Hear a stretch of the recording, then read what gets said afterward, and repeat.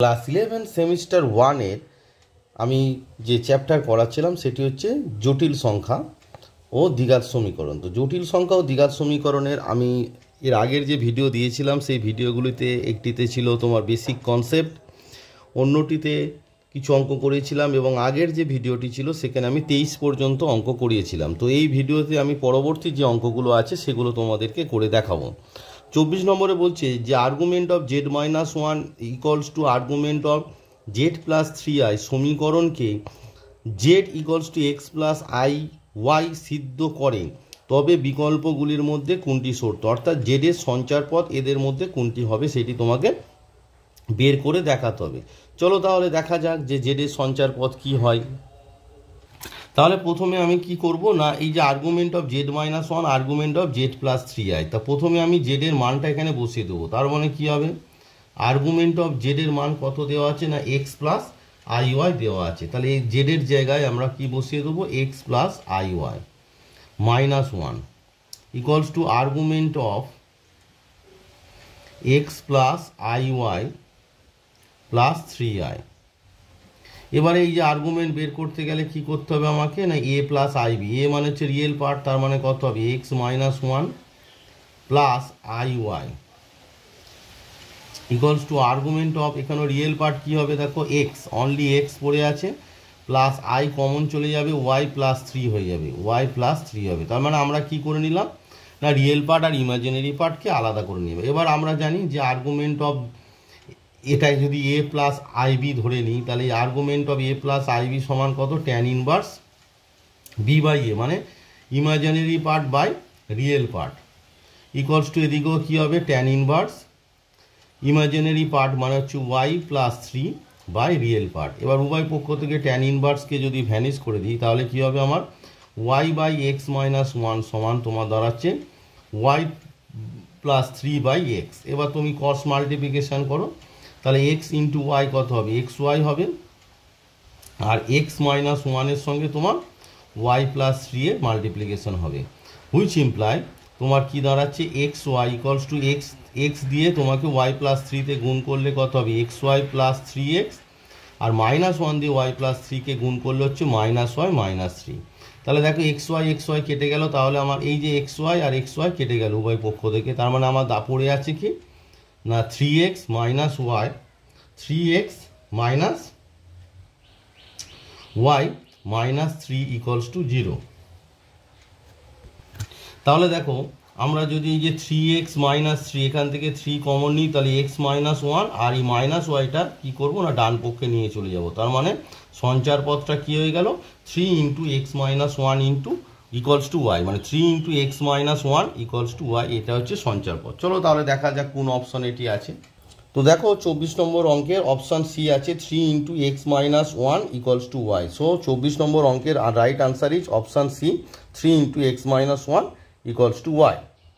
এবার আসি 25 নম্বর অঙ্ক, বলছে জটিল সংখ্যা 1 প্লাস 2i 2 প্লাস 3i ও 3 প্লাস 4i শীর্ষবিন্দু হয়। মানে জটিল সংখ্যা হচ্ছে একটা ত্রিভুজের শীর্ষবিন্দু, সেই ত্রিভুজটা কি সমবাহু ত্রিভুজ, সমকোণী ত্রিভুজ, একটি সমদ্বিবাহু ত্রিভুজ, এদের কোনোটিই নয়। তো ক্যালকুলেট করে দেখে বলতে হবে যে এটি কী ধরনের ত্রিভুজ।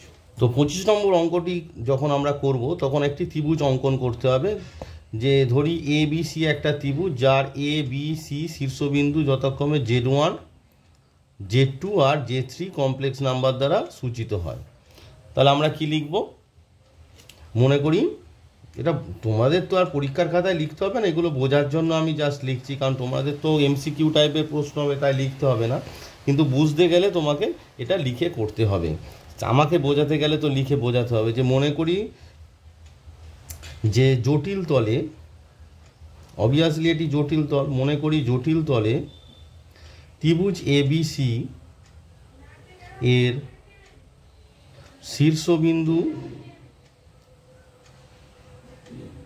শীর্ষবিন্দু A B ও C যথাক্রমে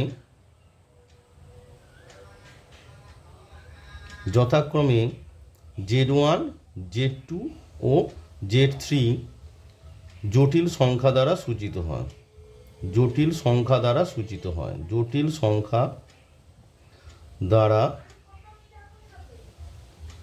সূচিত হয়, যেখানে Z1 সমান হচ্ছে, যেখানে Z1 সমান কি, Z1 সমান হচ্ছে 1 + 2i যেগুলো দেওয়া আছে। Z2 সমান কি, Z2 সমান হচ্ছে 2 + 3i, আর Z3 সমান হচ্ছে তোমার 3 + 4i। এবার একটা লক্ষ্য করার বিষয় যে আমার যে বাহুগুলো আছে তাদের দৈর্ঘ্য কি হবে, এবি বাহুর দৈর্ঘ্য সমান হচ্ছে mod of AB, দেখো কি আছে Z1 Z2, তাহলে mod of Z1 - Z2। তো আমরা Z1 - Z2 বের করি, তাহলে Z1 থেকে Z2টা সাবট্রাক্ট করলে রিয়েল পার্ট কত হবে, 1 - 2 মানে হচ্ছে mod of -1 প্লাস i এর সহ কত হবে 2i - 3i মানে -1।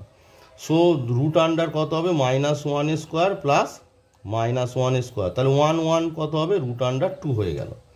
সিমিলারলি বিসি সমান কত হবে, mod of দেখো বিসি মানে mod of Z2 - Z3 equals to mod of Z2 থেকে Z3টা বিয়োগ করো, কত হচ্ছে 2 - 3 মানে কত তোমার হচ্ছে -1 প্লাস 3i কত হচ্ছে 3 - 4 মানে কত -1। সো এটিও কত হবে root under -1² plus root under -1² সমান কত হয়ে গেল √2। সিএ মানে হচ্ছে mod of কি হবে Z3 আর Z1, তার মানে mod of Z3 - Z1। So কি হচ্ছে Z3 থেকে Z1টা সাবট্রাক্ট করো, তাহলে 3 - 1 মানে হচ্ছে 2 প্লাস i 4i - 2i মানে কত হবে না 2 হবে। 4 থেকে 2 মাইনাস করলে 2 হয়, তার মানে ইকুয়ালস টু কি হয়ে যাচ্ছে রুট আন্ডার 2² প্লাস 2² মানে কত তোমার হচ্ছে 8 মানে হচ্ছে 2√2। তাহলে আমরা কি পেলাম, আমরা পেলাম যে ত্রিভুজ এবিসি এর কি পেলাম, ত্রিভুজ এবিসি এর এবি সমান বিসি পেলাম, নট ইকুয়ালস টু সিএ, অর্থাৎ এবি আর বিসি সমান কিন্তু সিএটা অসমান। তার মানে এই যে ত্রিভুজটি কি একটি সমদ্বিবাহু ত্রিভুজ, তাহলে ত্রিভুজটি কি হয়ে গেল একটি সমদ্বিবাহু ত্রিভুজ, যেহেতু দুটি বাহু সমান।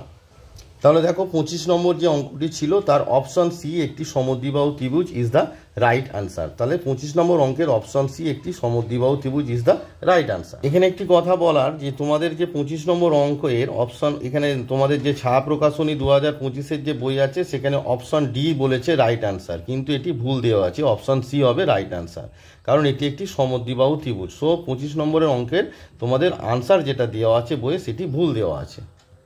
এবার ছায়া প্রকাশনী 346 নম্বর পেজে আসি। 26 নম্বর যে অঙ্কটা বলেছে ওমেগা 1-এর কাল্পনিক ঘনমূল হলে 3 + omega + 3 omega whole to the power 4 এর মান হবে। তো এটি ক্যালকুলেট করে দেখতে হবে যে 1-এর ঘনমূল হলে অ্যাকচুয়ালি কী কী রিলেশান আসে, সেগুলো তোমাদের আগে আমি লিখে দেখাবো। আমি যে আমার যে বেসিক কনসেপ্টের যে থিওরি আছে সেখানে আমি বলেছিলাম যে সেখানে মানে ওমেগা 1-এর ঘনমূল কি, তার ওমেগার সঙ্গে ওমেগার যে রিলেশানগুলো আছে সেগুলো বুঝিয়েছিলাম। তো পারলে তোমরা প্লে লিস্ট থেকে বেসিক কনসেপ্টটা একবার দেখে নেবে, এটি এইচএস 2017 সালে পড়েছিল। তো চলো ক্যালকুলেট করে দেখা যাক।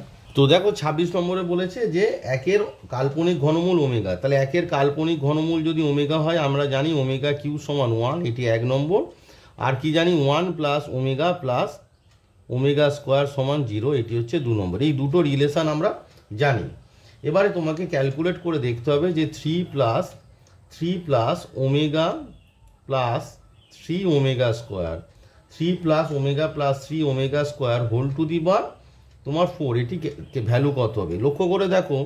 এই যে 3 + 3 ওমেগা², দুটো থেকে 3 কমন নিলে কত হচ্ছে 1 + ওমেগা², তাহলে এই ওমেগাটা পড়ে থাকলো, হোল টু দি পাওয়ার 4 হলো, বোঝা গেল। এবারে লক্ষ্য করে দেখো 1 + ওমেগা², তাহলে 1 + ওমেগা² সমান কত -ওমেগা, তাহলে আমরা কি লিখব 3 × -omega + omega whole to the power 4, বোঝা গেল কিনা বলো। এই যে দেখো 1 + ওমেগা + ওমেগা² সমান 0, তাহলে 1 + ওমেগা² সমান এই ওমেগাটা ডান পক্ষে গেলে কত হবে -ওমেগা, তাহলে এই যে 1 + ওমেগা² এর জায়গায় আমরা বসিয়ে দিলাম -ওমেগা। তাহলে দেখো -3 omega + omega whole to the power 4। এবার দেখো -3 ওমেগা + ওমেগা মানে হচ্ছে -2 omega whole to the power 4। তাহলে মাইনাসের সূচক যখন যুগ্ম হয় তখন প্লাস হয়ে যায়, 2 টু দি পাওয়ার 4 মানে কত না 16। ওমেগা টু দি পাওয়ার 4 না লিখে আমরা কি লিখব ওমেগা কিউব ইন্টু ওমেগা। কেন? কারণ না এই দেখো ওমেগা টু দি পাওয়ার 4 মানে ওমেগা কিউব ইন্টু ওমেগা। এটা লেখার অর্থ কি না ওমেগা কিউব মানে 1, তাহলে ওমেগা কিউবের জায়গায় আমরা কত বসিয়ে দেবো 1, তাহলে 16 ইন্টু 1 ইন্টু ওমেগা। তার মানে রাইট আনসার কি দাঁড়াচ্ছে আমার রাইট আনসার দাঁড়াচ্ছে না 16 ওমেগা। সো 26 নম্বর যে অঙ্ক আছে তার right answer is 16 omega. So দেখো 26 নম্বর যে অঙ্ক তার option B 16 omega is the right answer. Next 27 নম্বরে বলেছে যদি জেড সমান cos theta plus i sine theta আর cos theta minus i sine theta হয়, মানে cos theta plus i sine theta by cos theta minus i sine theta হয়, যেখানে থিটার ভ্যালুটা π/4 এর থেকে বড় আর π/2 এর থেকে ছোট হয়, তবে আর্গুমেন্ট অফ জেড এর মান কী হবে সেটি ক্যালকুলেট করে দেখতে হবে। তো দেখো 27 নম্বরে যে অঙ্কটি দিয়েছে যে z equals to cos theta plus i sine theta আর cos theta minus i sine theta, যেখানে থিটার ভ্যালুটা হচ্ছে π/4 থেকে π/2 এর মধ্যে আর্গুমেন্ট জেড বের করতে। এখানে একটি প্রবলেম অ্যারাইজ করবে। প্রবলেমটা কি? এখানে দুটো সূত্র তোমাদের জানতে হবে, যেটি হচ্ছে গুণিতক কোণের সূত্র। একটা হচ্ছে cos 2 থিটার সূত্র, cos 2 theta equals to cos square theta minus sine square theta, আর sin 2 theta equals to 2 sin theta cos theta. এই দুটো সূত্র তোমাদের জানতে হবে। তো আমি এই অঙ্কটি কিন্তু তোমাদের ওই গুণিতক কোণের যে ফর্মুলাটা বললাম ওটা ইউজ না করে করব। আমি কি করব না এটা কি আছে দুটো জটিল রাশির ভাগ আকারে আছে। তো দুটি জটিল রাশির ভাগ আকারে থাকলে আমরা কি জানি আর্গুমেন্ট অফ জেড সমান কি না আর্গুমেন্ট অফ তোমার কি হয়ে যাবে cos theta plus i sine theta minus argument of cos theta minus i sine theta. বোঝা গেল? এবারে তুমি লক্ষ্য করে দেখো যে এই যে cos থিটা আর সাইন থিটা আছে, তোমাকে একটা জিনিস মানে একটা রিলেশন এখানে দিয়ে দিয়েছে যে π/4 less than theta less than π/2 দেওয়া আছে। তো দেখো এই রেঞ্জের মধ্যে মানে এটি প্রথম পাদে আছে, তো প্রথম পাদে থাকলে কি হচ্ছে cos থিটাও পজিটিভ সাইন থিটাও পজিটিভ, তার মানে দুজনেই কি হয়ে যাচ্ছে পজিটিভ। মানে আমার দাঁড়াচ্ছে যে argument of cos theta plus i sine theta, তো দুজনেই পজিটিভ মানে প্রথম পাদে। তো প্রথম পাদে কি হয় আমরা জানি প্রথম পাদে হলে ট্যান ইনভার্স ইমাজিনারি পার্ট মানে হচ্ছে সাইন থিটা আর বাই তোমার real part by cos theta. এবার লক্ষ্য করে দেখো এখানে মাইনাস চিহ্ন আছে, এই যে মাইনাস চিহ্নটা দিলাম এই argument of cos theta minus i sine theta. তাহলে দেখো তার মানে এটা cos theta plus I minus sine theta হচ্ছে, যেহেতু সাইন থিটা পজিটিভ তাহলে মাইনাস সাইন থিটাটা কী হচ্ছে নেগেটিভ হয়ে যাচ্ছে, তার মানে এটি কী হয়ে যাচ্ছে বাস্তব পার্ট cos থিটাটা পজিটিভ হচ্ছে আর ইমাজিনারি পার্টটা কী হচ্ছে মাইনাস সাইন থিটা অর্থাৎ নেগেটিভ হচ্ছে। তো দেখো বাস্তব পার্ট পজিটিভ আর ইমাজিনারি পার্ট নেগেটিভ, সেটি কোন পাদে হচ্ছে না ফোর্থ কোয়াড্রেন্টে। তো ফোর্থ কোয়াড্রেন্টে আমরা কি জানি যে আর্গুমেন্ট অফ জেড সমান minus tan inverse mod of imaginary part তোমার কত আছে minus sine theta by real part কত আছে cos থিটা। এটা আমি আর সাজিয়ে তোমাদের লিখে দেখালাম না, এই যে cos theta minus i sine theta এটা সাজিয়ে লিখলে cos theta plus I minus sine theta হবে, মানে এখানে প্লাস হবে আর এখানে মাইনাস হবে। যদি তুমি সাজিয়ে লিখে নাও এটা প্লাস হয়ে যাবে এটা মাইনাস হয়ে যাবে, মানে এটা হবে মাইনাস আই মানে আই মাইনাস সাইন থিটা হবে। এইটা যেটা আছে এটা হচ্ছে মাইনাস সাইন থিটা, এইটা হচ্ছে মাইনাস সাইন থিটা। তাই দেখো minus sine theta by cos theta. তাহলে কি দাঁড়াচ্ছে আমার দেখো ট্যান ইনভার্স ট্যান থিটা মাইনাসে প্লাস হয়ে গেল, কি দাঁড়াচ্ছে না ট্যান ইনভার্স, এটা মডিউলাস নিলে পজিটিভ হয়ে যাবে, তাহলে কত হয়ে যাবে না ট্যান থিটাই হয়ে যাবে। তাহলে দেখো এটা ট্যান ইনভার্স ট্যান থিটা সমান থিটা আর ট্যান ইনভার্স ট্যান থিটা মানেও থিটা সমান হচ্ছে তোমার 2 theta is the right answer. এবার বলবে স্যার ট্যান ইনভার্স এইগুলো তোমাদের যেটা বিপরীত বৃত্তীয় অপেক্ষক আছে যেটা সেমিস্টার 3-তে আছে ক্লাস 12-এ, সেখানে আছে যে ট্যান ইনভার্স ট্যান থিটা মানে theta, tan inverse tan theta মানেও থিটা। তো কিছু করার নেই, এটা তোমাদের মনে রাখতে হবে। তো রাইট আনসার ইজ 2 থিটা।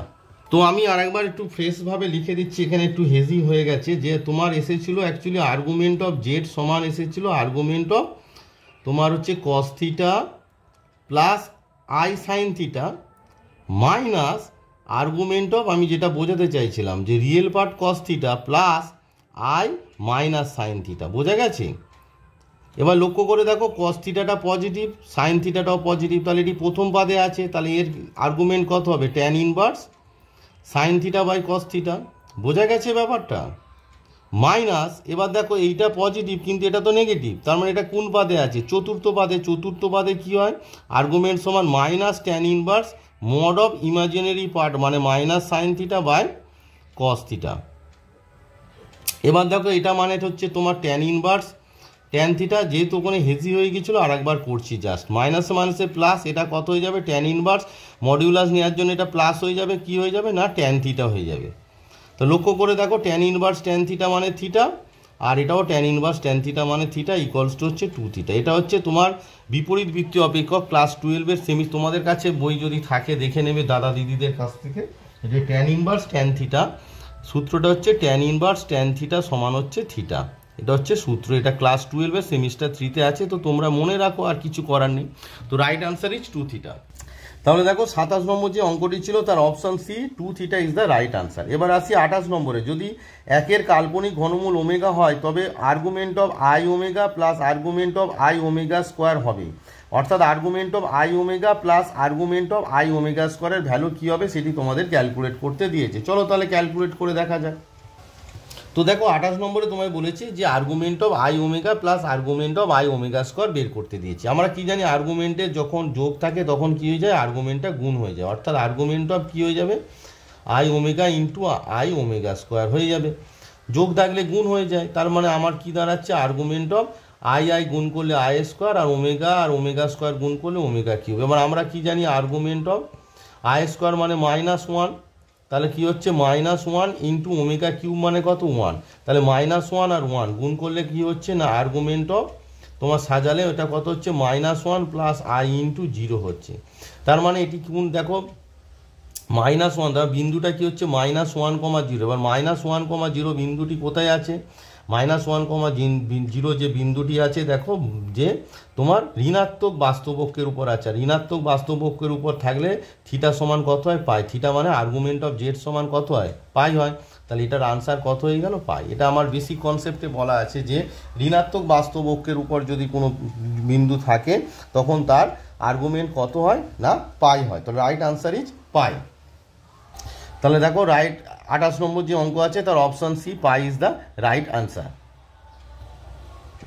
তো 29 নম্বরে যে অঙ্কটি বলেছে যে -8⁻⁻⁻, অর্থাৎ কিউব রুট অফ -8 বের করতে হবে। আমরা কিউব রুট অফ 1 যেভাবে বের করেছি সেইভাবে কিউব রুট অফ -8 বের করলেই আনসার চলে আসবে। তাহলে 29-এ আমরা কি লিখবো? যে ধরি কিউব রুট অফ, ধরি তোমার যেটা দেওয়া আছে আর কি -8⁻1/3 equals to x, which imply আমরা কি পাবো? এক্স কিউব সমান -8, হুইচ ইমপ্লাই আমরা কি পাবো? এক্স কিউব -8টা যদি বাম পক্ষে আনো +8 হয়ে যাবে, +8 মানে হচ্ছে 2-এর কিউব, তা ইকুয়ালস টু 0। এবার লক্ষ্য করে দেখো এ কিউব প্লাস বি কিউবের, তাহলে তুমি ফ্যাক্টরে ফেলো, তাহলে এ প্লাস বি ইন্টু কী হবে? এ স্কোয়ার মানে হচ্ছে x square minus A B মানে হচ্ছে 2x প্লাস বি স্কোয়ার মানে 2 স্কোয়ার মানে হচ্ছে 4 ইকুয়ালস টু 0। তার মানে হুইচ ইকুয়ালস টু কী পাচ্ছি? X plus 2 equals to 0 or x square minus 2x plus 4 equals to 0, which imply আমরা কি পাচ্ছি? এক্স সমান -2 অর এটি সিধর আচার্যের সূত্র পেলো -b মানে -2, বি মানে এখানে হচ্ছে -2, সিধর আচার্যের সূত্র তোমরা সবাই জানো, বি স্কোয়ার মানে হচ্ছে -2 তার হোল স্কোয়ার -4ac, 4a মানে হচ্ছে এক্স স্কোয়ারের সব 1 আর c মানে হচ্ছে 4 divided by 2a, 2 into a মানে কত? এক্স স্কোয়ারের সব 1। তাহলে আমার কি দাঁড়াচ্ছে দেখো 2 plus minus root under 2 square মানে হচ্ছে 4 মাইনাস 4 16 বাই 2 ইকুয়ালস টু আমার কি দাঁড়াচ্ছে 2 plus minus root under -12/2 equals to আমার কি দাঁড়াচ্ছে তোমার দেখো 2 প্লাস মাইনাস আই আর √12 মানে হচ্ছে কত না 3 4 12 মানে 2√3/2 ইকুয়ালস টু 2 দিয়ে সবাইকে ভাগ করলে 1 প্লাস মাইনাস আই √3, অর্থাৎ ইমাজিনারি রুট কী আসছে? একটা হচ্ছে 1 প্লাস আই √3 আর একটা হচ্ছে 1 মাইনাস আই √3। তার মানে রাইট আনসার ইজ কি হচ্ছে? এক্স সমান either -2 or 1 plus i √3 or 1 minus I √3, যে কোনো একটা হবে। তো দেখো 29 নম্বর যে অঙ্কটি আছে তার option B 1 plus i √3 is the right answer. 29 নম্বরে দেখো option B 1 plus i √3 is the right answer. তো তোমাদের যে আনসার আছে 29 নম্বরে অপশন ডি আছে, এটাও ভুল আছে, অপশন বি হবে 29 নম্বরে, অপশন ডি রাইট আনসার নয়, এটি ভুল দেওয়া আছে, 29 নম্বরে হবে অপশন বি। বইটি নতুনভাবে বানাতে গিয়ে অনেক আনসার ভুল আছে, তাই তোমরা একটু কেয়ারফুলি করবে যে 29 নম্বরের right answer is option B. এবার আসি 30 নম্বর অঙ্কে। 30 নম্বরে বলেছে argument of Z minus a সমান পাই বাই 4, যেখানে এ একটি বাস্তব সংখ্যা হলে জেড অবস্থিত একটি সরলরেখার উপর, অধিবৃত্তের উপর, একটি বৃত্তের উপর, এদের কোনোটিই নয়। তো এইটি অ্যাকচুয়ালি তোমাদের আউট অফ সিলেবাস, বিকজ তোমাদের এখন স্ট্রেট লাইন বা অধিবৃত্ত মানে হচ্ছে প্যারাবোলা বা বৃত্ত নেই, তবু আমি অঙ্কটা করে দিচ্ছি। তো দেখো 30 নম্বরে তোমাকে যেটা বলেছে যে জেড একটা জটিল সংখ্যা, তার মানে আমাকে আগে ধরতে হবে যে ধরি জেড ইকুয়ালস টু তোমার কি না এক্স প্লাস আই ওয়াই। এবার তোমার কি দেওয়া আছে যে আর্গুমেন্ট অফ তোমার দেওয়া আছে জেড মাইনাস এ সমান পাই/4 দেওয়া আছে, which imply argument of Z minus A, জেডের ভ্যালু বসে দাও X plus I Y minus A equals to কত না পাই/4, হুইচ ইমপ্লাই দেখো তোমার কি দাঁড়াচ্ছে, এটি রিয়েল পার্ট ইমাজিনারি পার্টে আলাদা করো, তাহলে এক্স মাইনাস এ হচ্ছে রিয়েল পার্ট, তাহলে x minus a plus I y হচ্ছে তোমার ইমাজিনারি পার্ট ইকুয়ালস টু পাই/4। এবার আমরা জানি আর্গুমেন্টের সূত্র কি, আমরা জানি ট্যান ইনভার্স ইমাজিনারি পার্ট মানে y by x minus a সমান হচ্ছে পাই/4, হুইচ ইমপ্লাই এই ট্যান ইনভার্সটাকে যদি ডান পক্ষে নিয়ে যাও তাহলে কত দাঁড়াচ্ছে y by x minus a সমান দাঁড়াচ্ছে তোমার ট্যান পাই/4। এর ট্যান পাই/4 এর মান কত 1, তার মানে আমার কি দাঁড়াচ্ছে y by x minus a সমান কত 1, হুইচ ইমপ্লাই আমার কি দাঁড়াচ্ছে এক্স মাইনাস এ সমান ওয়াই, হুইচ ইমপ্লাই কি দাঁড়াচ্ছে এক্স, এই যে ওয়াইটাকে যদি তুমি বাম পক্ষে নিয়ে আসো তাহলে x minus y minus A equals to 0, which is the equation of a straight line. এটি একটি কি সরলরেখার সমীকরণ। এবার বলবে স্যার দেখে কি করে বুঝলেন যেটি সরলরেখা, এটি সরলরেখা মানে হচ্ছে সরলরেখার সাধারণ সমীকরণ। এইটা মনে রাখবে যে সরলরেখার সাধারণ সমীকরণ সবসময় সাধারণ সমীকরণ থেকেই বলা হয়। সরলরেখার সাধারণ সমীকরণ তোমার হচ্ছে x plus b y plus c equals to 0, অর্থাৎ এক্স ও ওয়াইয়ের যে কোনো একঘাত সমীকরণ এক্স প্লাস একটু কেটে গিয়েছিল দেখে নাও, সরলরেখার সাধারণ সমীকরণ x plus b y plus c equals to 0, অর্থাৎ এক্স ওয়াইয়ের যে কোনো একঘাত সমীকরণ সরলরেখাকে সূচিত করে। তাহলে দেখো এখানে এক্স আর ওয়াইয়ের কী আছে, ঘাত 1 আছে, কিছু নেই মানে 1 আছে, তার মানে এটি একটি এক্স ওয়াইয়ের একঘাত সমীকরণ, সো এটি যে স্ট্রেট লাইন সরলরেখা।